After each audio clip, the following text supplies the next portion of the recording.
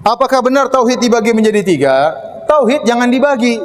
Tauhid jangan dibagi. Tauhid itu artinya mengesahkan Allah Subhanahu wa taala. Jadi zaman Nabi tidak perlu dibagi-bagi, ya. Kenapa ada orang sekarang membagi tauhid? Sebenarnya untuk menyatukan kembali tauhid. Kenapa? Karena di sebagian juz dari tauhid ternyata ada penyimpangan. Dahulu saya tanya, para sahabat semua percaya menciptakan alam semesta Allah atau tidak? Semuanya percaya. Para sahabat tidak ada yang berbuat syirik, tidak ada yang minta kepada penghuni kubur, ya. Tidak ada yang pergi ke dukun, ya, sehingga mereka dalam hal ini juga benar. Dan para sahabat semuanya mengatakan yang tahu ilmu gaib hanyalah Allah Subhanahu wa taala. Kemudian sekarang timbul masalah baru di zaman sekarang, ada orang percaya Allah itu pencipta satu-satunya, tapi dia juga berdoa kepada mayat. Nah, ini jadi bingung. Sehingga akhirnya timbul pembagian untuk menjelaskan dalam sisi Allah Maha Pencipta kamu sudah benar. Tapi dalam sisi kamu meminta kepada penghuni kubur kamu salah. Nah, salahmu itu namanya tauhid uluhiyah dalam hal ini. Adapun meyakini Allah mencipta itu sudah benar. Ini disebut dengan istilah tauhid rububiyah. Maka saya katakan asalnya tauhid tidak perlu dibagi.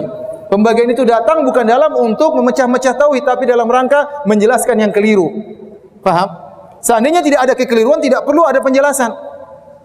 Dan pembagian ini hanya sekedar untuk penjelasan. Ini mimbabil bayan untuk menjelaskan. Sebagaimana orang Arab dahulu tidak ada yang membagi bahasa Arab terbagi menjadi fiil kata kerja, isim kata benda, huruf tidak ada, tapi kenapa dibagi untuk bisa menjelaskan dengan baik. Zaman Nabi juga tidak ada bagi bahwasanya hukum terbagi menjadi wajib, sunnah, mubah, makruh, haram, enggak ada. Nabi tidak pernah ngomong demikian. Tapi para ulama menjelaskan agar mudah memahami. Oh ini wajib, oh ini sampai ke derajat wajib, ini cuma sunnah, ini mubah. Pembagian itu dalam rangka untuk menjelaskan. Nah, Anda mau bagi tauhid menjadi berapapun terserah, yang penting jangan salah menjelaskan. Oleh karenanya ada para ulama bagi tauhid menjadi dua. Ada ulama bagi tauhid menjadi tiga. Tatkala mereka menemukan penyimpangan dalam berbagai macam bidang, maka mereka membagi tauhid menjadi tiga contohnya. Ternyata didapati ada orang menyimpang dalam masalah asma wa sifat. Ada yang menolak sifat. Maka dikatakan, oh ini kesalahannya dalam tauhid yang berkaitan dengan nama-nama dan sifat Allah. Oh ini kesalahannya mereka minta kepada mayat. Ya. Mereka minta doa kepada mayat. Oh ini kesalahannya dalam tauhid uluhiyah. Sehingga terjadi pembagian tersebut dalam rangka untuk menjelaskan. Kalau Anda tidak usah bagi juga tidak jadi masalah. Yang penting Anda bisa jelaskan kesalahannya. Ya. Nanti kalau saya bilang sama orang, kamu tidak boleh minta sama mayat, tidak boleh doa minta sama sunan. Memang saya salah, iya kamu berbuat kesyirikan. Siapa bilang saya syirik? Saya meyakini Allah Maha Pencipta. Ini sunan hanya sebab saja. Nah, nanti gimana jelasinnya? Kamu tauhid yang itu benar, tauhid yang ini salah kan? Terpaksa membagi, paham? Terpaksa membagi untuk menjelaskan mana poin yang benar dan mana poin yang salah. Seandainya Anda bisa menjelaskan tanpa perlu membagi, ya sudah tidak usah bagi.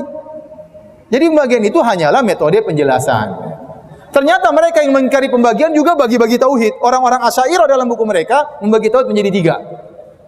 Mereka mengatakan annallaha wahidun fi dzatihi, wahidun fi af'alihi, wahidun fi sifatihi. Mereka mengatakan Allah itu Maha Esa dalam zatnya, Maha Esa dalam perbuatannya, Maha Esa dalam sifat-sifatnya. Bagi tiga atau tidak? Bagi tiga. Tauhid, tauhid, tauhid.